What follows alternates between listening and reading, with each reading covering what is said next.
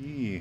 All right, welcome back, YouTubers. This is Inland Northwest Native News. I'm your host, Jeff Ferguson, And I'm your co-host, Margo Hill.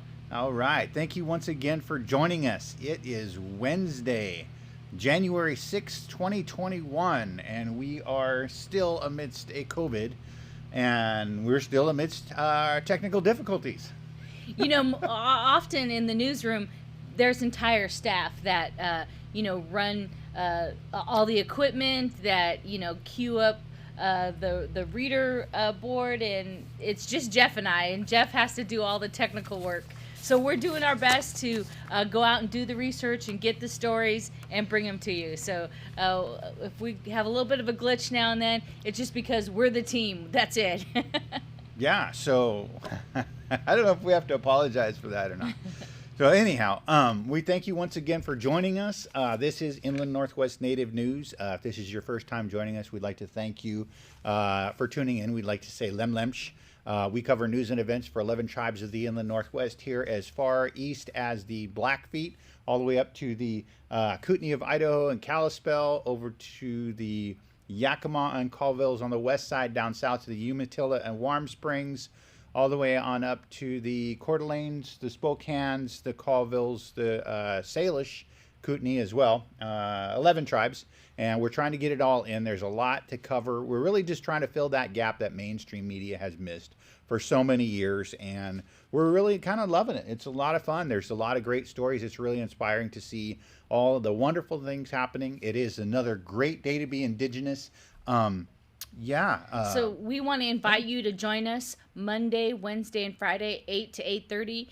We cover current events and news that affect you in Indian country throughout the Pacific Northwest and into Montana, Oregon, Idaho, Washington. So please join us. And if you have any stories, please reach out and let us know. I have students that have sent me some stories, and folks that are keeping us informed on things that are happening in their reservation. So reach out, like and subscribe. We're excited to hear from you. Yeah, if you have any questions or comments, be sure to leave them in the comment section below. Typically, we send out a it's a notification when we schedule a live stream, which would be Monday, Wednesday, and Friday for 8 a.m. I send out a notification the night before, and so our subscribers get notified. Unfortunately, for some reason, I couldn't get YouTube to cooperate with me. I tried for a while last night, and then I tried again this morning to get a notification sent out, and it just did not happen. So unfortunately, there are technical difficulties that are beyond our control. That being said, if you have any questions or comments, be sure to leave them in the comment section below. We are also monitoring the live feed, so if you have any questions or comments you'd like for us to know about some of the stories that we're talking about, be sure to post them in the live chat. And if you have anything that you would like us to cover, again, feel free to email us. You can catch us on our Facebook channel on Inland Northwest Native News, or you can also, we're on we're on Twitter, and we're on here too. We're not as active on Twitter as as some people are, but I guess that's kind of forgivable too. Anyhow, and moving right along. So, Jeff, one thing I want to mention is, as we send our condolences and prayers down to the Nez Perce Nation, Nimipu Elder Bessie Scott passed away. And we'll bring you a story on Friday to talk a little bit about that, her legacy as a teacher, and what she taught for her people. Yeah, so we'll have to definitely do an update on that. So, the first story we have, this is kind of a neat thing. It's kind of a big deal we have let's switch this over so you have a little bit of graphic going, and let's see if I can get this going just like that. All right, Georgene Louis continuing Deb Haaland's momentum. This is kind of exciting. This is not Indian country today. This is New Mexico State Representative Georgene Louis. Acoma Pueblo announces her candidacy Monday to run as a Democrat in the state's first congressional district. Louis hopes to fill the seat that Representative Deb Haaland will vacate when she vacates the office, if confirmed by the Senate as the next Interior Secretary. Louis is the first Native person to officially announce their candidacy candidacy for this seat. So it is a very early morning. No, this is actually really cool because Deb Haaland is. We talked about that before. Deb Haaland is leaving a seat open when she goes to become the Secretary of Interior. And so she's decided, Georgene Louis has decided to go and try to fill that seat, which would be really exciting. I think this article goes on to say, it says, she's an attorney and currently serves in her 5th term as a state representative. Louis is believed to be the first Pueblo woman ever elected to New Mexico's legislature. The state representative says she was spurred to run in hopes of continuing Haaland's work in Congress. I want to prove that what happened with Representative Haaland is not a fluke.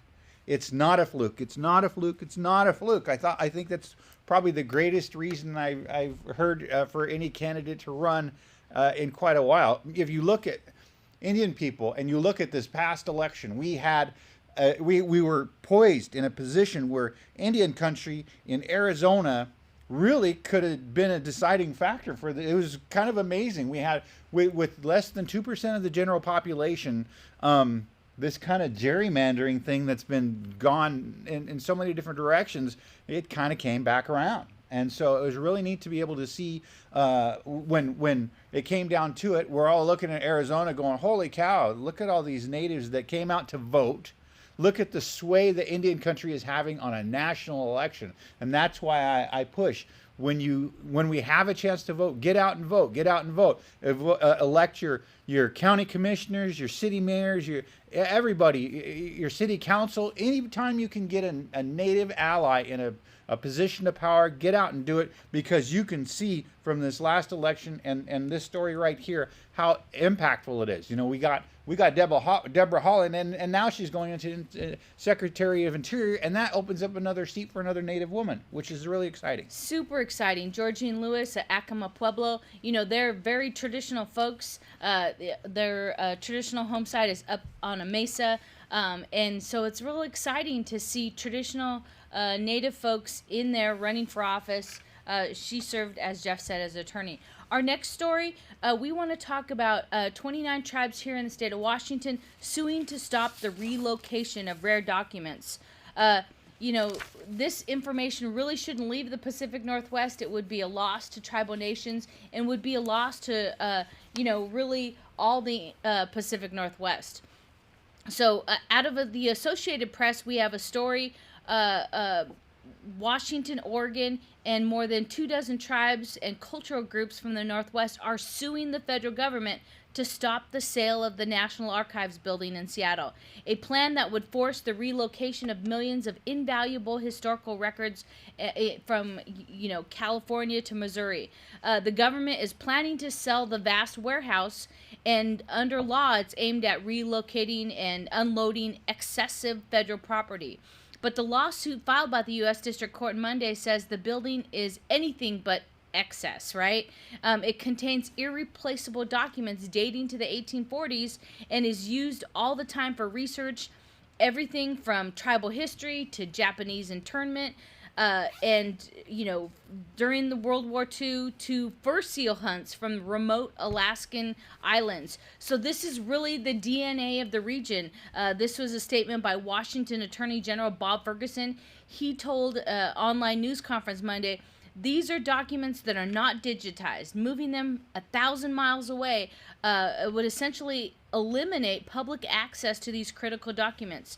You know, the National Archives building here in the Northwest in Seattle is one of a dozen properties around the country that are valued from $500 million to $750 million, identified by the Public Buildings Reform. And they want to move this to the National Archives facility in Kansas City. Kansas City. Get a rope.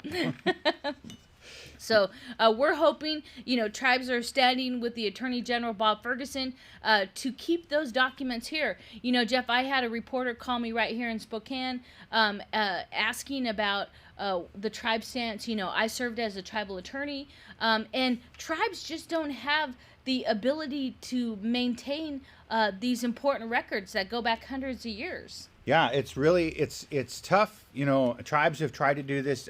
Some are definitely better than others, but some have also really they've had to try to piece together some type of archival system on a minimal budget. You know, they say that this National Archive, it's a building that's reported $2.4 million in maintenance backlogs and costs more than $350,000 a year to operate. Even if you divided this up for each tribe to do that individually, where is that money going to come from? You know, for them to be able to do that. Some of the smaller tribes, you know, there's some of the tribes over on the coast and even actually up north. We got tribes that are 300 and 400 people. How are they going to be able to provide, you know, adequate storage for these priceless artifacts? So a lot of these documents aren't even digitized. Yeah. So it's important that we have access for research, for litigation, that our students that are doing any of the research. We have a lot of young people that are going into library science and learning about digitizing, but we're just not there yet. And some of that stuff just takes decades of experience. You know, people don't understand how delicate things can be and become. And it's just like, wow. So to see this article, I know, goes on and talks about how they're looking at selling this to liquidate some of the costly assets and some of the costly real estate and property. But if we look at the cost in Seattle, it's astronomical. Yeah, I'm sure they could turn around and sell it and get whatever they're going to get. But what happens when you turn around and try to replace that building? So yeah, you sell it. Yeah, you get a pretty penny for it. But what happens when you want to try to build a new one? Now you're really talking big bucks, and that's, you know, a lot of times it's out of reach for tribes. So, yeah, we need those documents for litigation of land use, of water rights, of conservation issues. So hopefully we'll keep you updated on the federal lawsuit and the local lawsuit by tribes and so forth. Yeah, so we'll definitely keep an eye on that. So this next story is out of Portland. So Portland, this one again came out of Indian Country Today. This is a really exciting one. Portland paves new path toward inclusion. 2021 in Oregon's largest city, equity policies, land acknowledgement, and Indigenous Peoples Day as a paid holiday. Can you imagine that? Indigenous Peoples Day as a paid holiday. I know some tribes, they give culture time. And so people can go off and for their annual celebrations or what have you, they can take culture time. But as a paid holiday, that's pretty exciting. This one is Richard Arlen Walker Special to Indian Country. Portland, Oregon's urban Native populations rank among the nation's largest, with residents from more than 380 federally recognized tribes. Yet only 96 of the nearly 7,500 people employed by the state's largest city self-identify as Native American. Only 96 out of 7,500. Holy cow.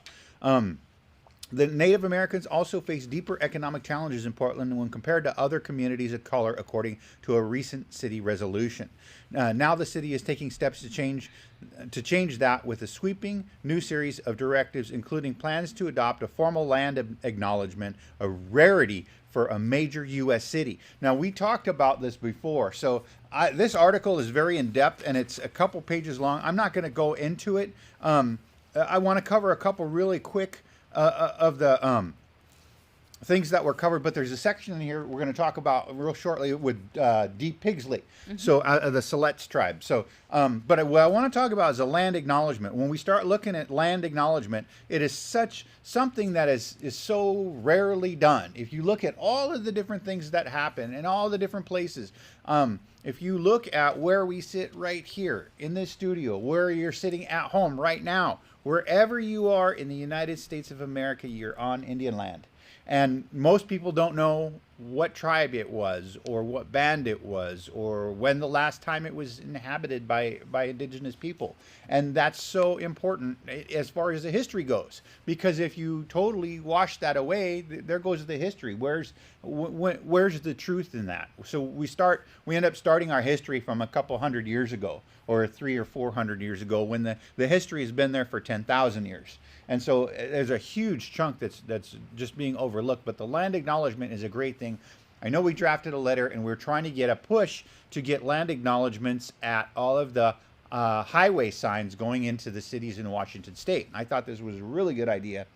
So, for instance, going into Spokane, if you're coming coming down I-90, it would say, "Welcome to the city of Spokane," and then underneath it would say, the ancestral homelands of the Spokane tribe or something of that effect. But by doing that, if you did that on every, I think I read, how many was there? I think there's like 278 townships and cities in Washington state.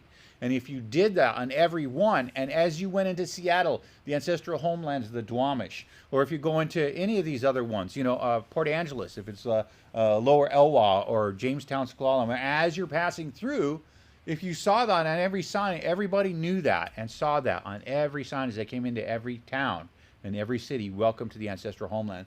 That would be a great move towards the acknowledgement and getting more of that land. It's just a quick, easy way to do it. And it's not, by no means is replacing a formal land acknowledgement, but it's kind of a kickstart in the right direction. So that I thought was really important. So I'm going to go ahead and pull up this part on Dee Pigsley, because Dee is kind of a rock star. She's really a powerful Native woman. I was really excited to see this part in here. I've heard her speak a few times, and this one was just really amazing. We've actually had the opportunity to interview her doing some work for ATNI. Yeah, so this part here with Dee Pigsley, it talks about, so I'm just going to start with a quote that she has here. It says, "When we built our casino, we had to go out and talk with different state officials and local officials," said Pigsley, who goes by the title chairman because that title is in the Constitution of the Confederated Tribes of Siletz Indians. A lot of people didn't have a clue. Some came out who were opposed and said, "Why do you think you have the right to do this?" And it's because we have a sovereign right to negotiate agreements. That's when it became evident that most average citizens don't have a clue about what a treaty is, what it means, why there is a treaty, and the fact that if there wasn't a treaty, they wouldn't be on the land that they're living on right now. I thought that was very powerful for her to come out and say that. My hands are raised to you, Dee Pigsley. A quick shout out, man. That's just powerful. It's really exciting to see that we're starting to get that coverage, and it's coming in from all different sides and all different places. We've had here in Spokane, we've had some of the stories that we've had more recently over the last year or so, whether it's on Creme 2 News or in the Spokesman Review or the Inlander, they've actually had land acknowledgements, and they're becoming a part of all of these different things. I know Gonzaga reached out and asked me where I thought I would like to see it, and I told them every basketball game. I'd love to see the beginning of every game start with a land acknowledgement. So anyhow, that was really exciting. Happy again to see Dee Pigsley, and Indian Country Today is just an amazing resource. We'll leave links to all the stories in the comment section below. If you guys have any questions or comments, again, you can chime in, or you can go ahead and email us if you want to. So anyhow, that being said. Yeah. The next thing that I wanted to share is Washington Listens. So we have a crisis connection helpline to facilitate and support a line called Washington Listens. Washington Listens will provide non-clinical support to people who feel sad, anxious, or stressed due to COVID-19. It's free and it's anonymous. Any Washington resident can call and talk to a support specialist just to listen, to help guide you through to connections and folks that you might want to speak with. If you're struggling with stress, anxiety, depression because of COVID-19, they're there to listen to you. Some aunties and yayas just waiting to talk to you. So if you're struggling, we'll leave the number. It's free. Washington Listen, again, it's anonymous. Any Washington resident can call, and a support special will listen and help guide you to connections. It's 833-681-0211. Again, that's 833-681-0211. This program, when I heard about it, I thought was so important. There's so many people that don't get out to see people, right. And people are, with COVID, nobody wants to leave. They want to be, they want to stay home. They want to stay safe. And this gives you opportunity to reach out if you've got cabin fever, if you know somebody that just needs to talk. And it's very diverse. It's culturally diverse. I know that they're doing some of this call answering down at the American Indian Center in Spokane. But I also know that if you call that 833 number, you can't always get directly to that. To the people that are answering the phones down there, and they're diverted to different sections throughout the state. But my point is that they're diverse. There are other tribes and other Native organizations that are answering those phones too. So you have a good shot at getting with somebody who is Native. that is helping out with that. So it's pretty exciting. So in other Indian news, we have the Standing Rock Sioux tribe. If you can imagine, these guys are making headlines again. So, Standing Rock Sioux tribe is prioritizing COVID-19 vaccines for those who speak native languages, and I thought this was pretty interesting. Tribes are they're prioritizing the allocation of vaccines depending on what the tribe feels, and that's kind of a exercising sovereignty. We have the right to say, okay, our elders. And then we have the right to say our language speakers. And I know that some of the language speakers in some of the tribes in this area are doing the same thing. This article is out of Fort Yates, and I found this one. It was actually on time.com. So we try to utilize all different news sources. We try to remain as unbiased as possible and use quality sources to pass on to you. This one out of Fort Yates, North Dakota. The Standing Rock Sioux tribe in North Dakota is prioritizing distribution of COVID-19 vaccines to those who speak Dakota and Lakota languages. Standing Rock's tribal chairman, Mike Faith, tells KXMB TV, it's about keeping customs alive. It's something we have to pass on to our loved ones, our history, our culture, our language. We don't have it in black and white. We tell stories. That's why it's so important, Faith says. And that's true. With so much oral history in Indian country, to have something like this at that level for a tribe like this, I know it's important. A lot of tribes struggle just to keep the language alive. And unfortunately, there are tribes right here in Washington State that no longer have any fluent language speakers, and they don't have anybody to teach people to become fluent. And that's really sad. And a lot of it has just been due to everything from relocation and boarding schools and the colonization and just you name it, man. All of these different things that have been attacking language and culture in Indian country for generations, and it's caught up to us. It's caught up to so many people that when it comes to forefront of the vaccinations, the Standing Rock Sioux, other tribes are doing it, and I think it's a great idea. So anyhow, and we want to give a shout out to our subscriber Robert Hewitt. He's a Klamath. He shared that story with me, and so we were able to get it on the air and bring it to you live. So again, if you've got stories, please share them with us. We're listening. So shout out to one of our graduate students, Robert Hewitt. He recently graduated. Got his MPA and Master's in Urban Regional Planning. So thanks for the story, Mr. Hewitt out of Klamath Nation. Next, I want to talk to you about the Rawhide Press said that the Wellpinit Clinic is now scheduling patients 65 years and older for the Moderna COVID vaccination. So if someone is 65 years or older, an active patient at Wellpinit Clinic, please reach out, call the clinic 258-4517 and schedule an appointment. The vaccination is available. The other thing that I'd like to mention is that they're in Wellpinit. They're having a fundraiser Thursday the 7th. Tomorrow at the Wellpinit store, they're having Indian tacos from 11 to 2.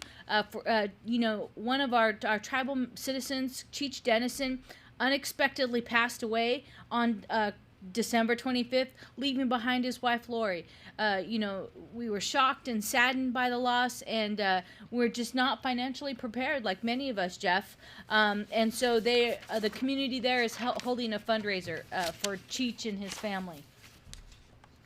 So, so you mentioned the Rawhide and the Spokane tribe, 65 and older. Unfortunately, I know for some people, it's a little too late, and are suffering from COVID. So we ask now that for your prayers for our elders that have been exposed to COVID and are going through all of that.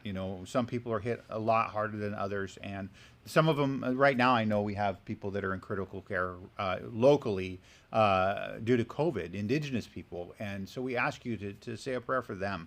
It's not only hard for them, it's hard for their families, and it's hard to face as a community. It really is. So please say your prayers for them. So it's nice when our families come together to help support each other. Fundraisers, expenses can get add up. Yeah, for sure. So this next story, Indians.com. Indian Health Services, the Health Service Department, they give out statistics, and this one is really good. It's according to the data, there have been 148,969 cases previously reported, and there were 147,807 cases previously reported. Now it's up to 148,969. That's 0.8% increase. And these numbers are from just January 3rd. I want to kind of go through this really quickly because they show this once from this area. The IHS is scored here in Billings, Montana. And I don't know if you can see this or not on this. So we have in the Billings area, there were 6,876 people that were diagnosed. And in the Portland area, there's 5,455 people diagnosed. But these are local numbers, and they're as of January 3rd. And so, excuse me, this was January 5th, not January 3rd. But these numbers are increasing, and some of them are increasing substantially. The infection rate I saw on that one is up so much. I'm going to show this one again because, let's see. Oh, I can just do this. If you look at this, Billings, Montana, they are up. What does that say? I think it says 15%. Gosh, that's holy cow. That's a lot. No, it's even higher than that. I wish I could. Yeah, 14.7%, and that's in 7 days. That's up 14.7% over the past 7 days from their running average. That's huge. That's huge. We need to mask up, wash your hands, mask up, wash your hands, and stay at home. Just stay at home. It's just still. It took a long time for all of this to come this way and get over here. We saw stuff happening in New York, and we saw it in big cities, but getting to some of these rural communities, man, it's hitting hard, and we're getting hit hard right now. So vaccines, yeah, some are available, but 65 and over, some tribes don't even have them going yet. Mask up, wash up, stay healthy, man. It's just, it's devastating our community. So I'll let you go ahead. Okay, so the next story we want to talk about is Powwow dance fitness classes, combine culture, health, and wellness. This is CBS News, talking about combining Powwow dance focus, a nonstop tremendous workout. We've had our own Powwow sweat here in the Pacific Northwest, but we wanted to highlight Rhiannon Johnson, who is doing an Indigenous women fancy dancing their way to fitness through programs combining powwow moves and aerobics. She's a member of the Lac du Flambeau, do you know how to say that one? Ojibwe Nation, and lives in Upper Peninsula of Michigan. 4.5 years ago, she developed native dance fitness workout and has been really combining that culture and health and wellness, running this program, free online classes on Facebook. Because she was unable to travel, she's been doing this on Facebook. So we're real excited. You try to get everybody, working out, get some exercise, some fitness. And here's your opportunity. Work and stay healthy. So someday we can dance together again, she says. Soon we'll be able to dance together again. So a real exciting story. The Powwow dance fitness class, Rhiannon Johnson. Yeah, so we'll leave the links to that. We'll also leave the links to the local, the Coeur d'Alene tribes did the powwow sweat that Margo mentioned earlier, and we'll leave the links to that on YouTube, so you can check those out. You want to get some exercise at home there while you're hanging out. So we have a couple other stories here. This one is out of, I thought it was really exciting. This is another Schimmel. Milan Schimmel. After a year in Florida, Milan Schimmel settles into Division I action with Cincinnati. How exciting is that? Wow, I was really happy to see that. Here's a better picture. Milan Schimmel has moved up to NCAA Division I this season with the University of Cincinnati. averaging nearly 15 points per game last season for Eastern Florida State College in Melbourne.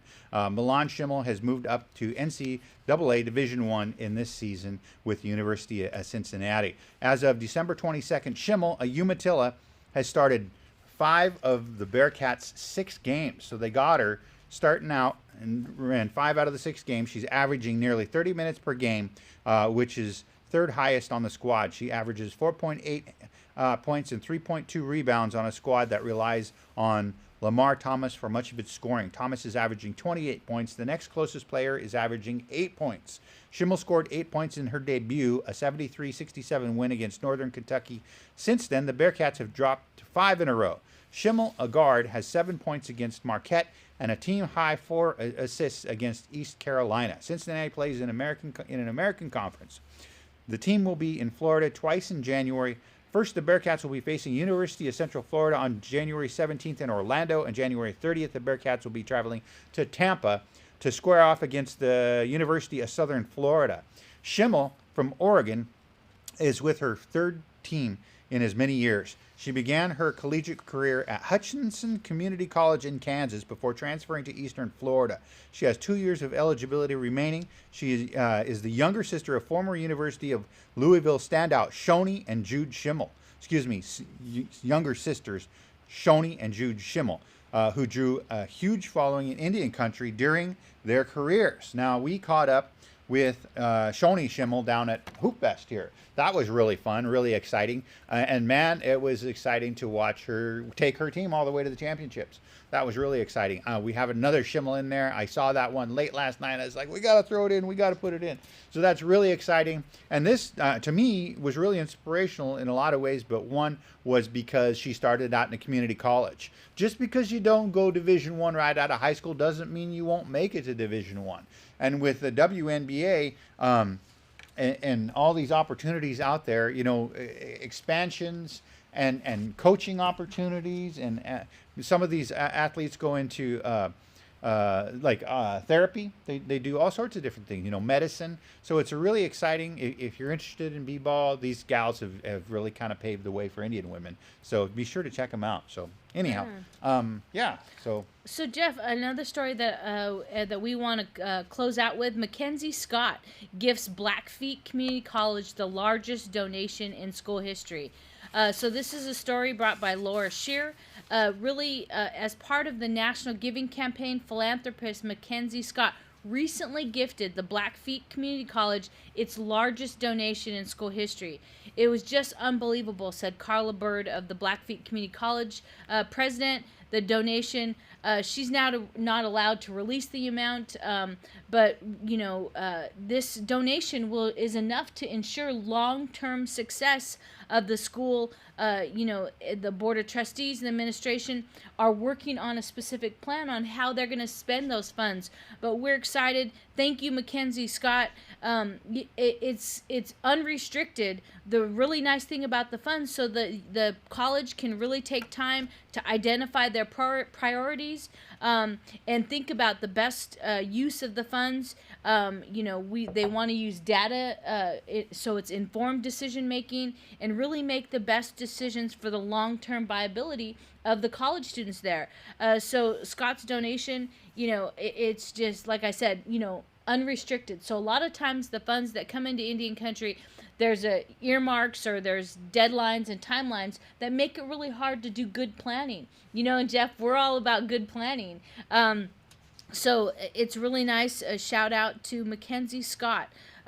You know, it's located right there on the Blackfeet Indian Reservation. It's a tribal college.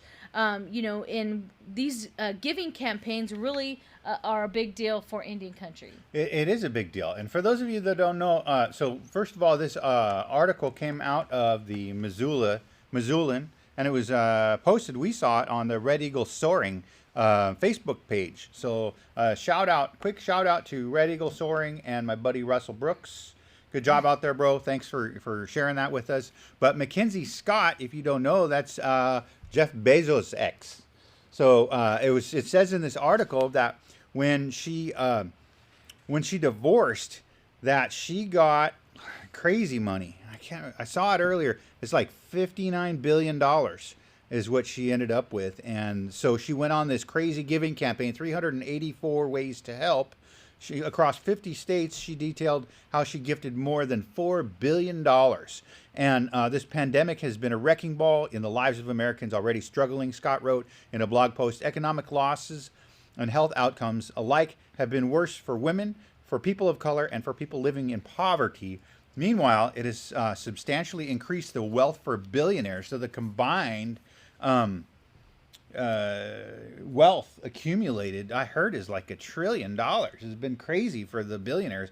But Mackenzie Scott, she's stepping up, and she's kind of really, you know, paving the way for philanthropists. And one thing I thought, I wanted to talk about this because I know we're kind of running out of time here, but NARF, the Native American Rights Fund, they started on their philanthropic efforts and started moving, and the way they're starting to approach interacting with philanthropists and different organizations of that nature, different foundations. When they go in to meet with them, they say, well, how can we help Indian country?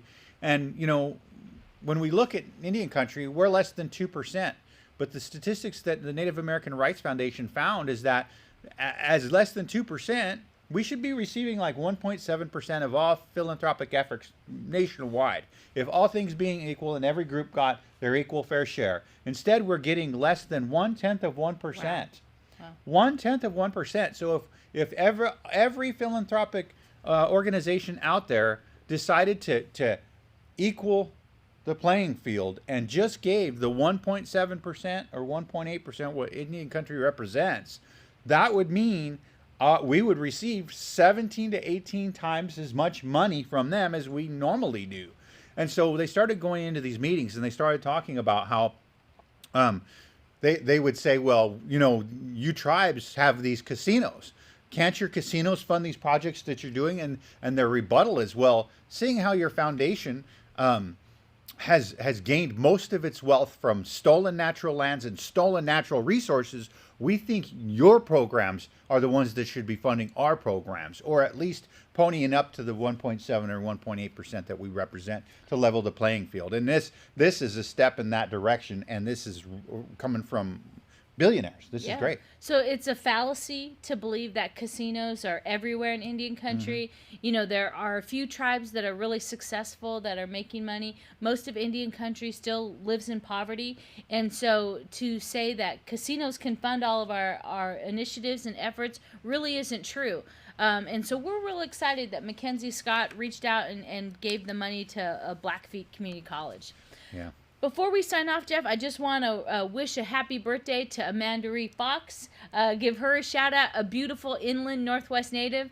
So happy birthday to Amanda Ree. And then to one of our yayas, Pat Williams. She's Pakwachin up in Canada. Oh, yeah. So we're saying happy birthday to Yaya Pat. All right. Well, happy birthday. And so we thank you once again for joining us, and we will be back right here on YouTube, 8 a.m. on Wednesday. And be sure to leave us some comments, or be sure to give us some story suggestions if you see any. If you think there's a corner Indian country in the inland northwest that you think we're missing, let us know. We want to know. And also, if you have any stories that you think Native youth would like to help produce or work on or share with us, we'd definitely like to hear from the Native youth. That's one segment I think we've been missing. So anyhow, Lem Lemsh, we'll see you on Wednesday. Sha'uhoy.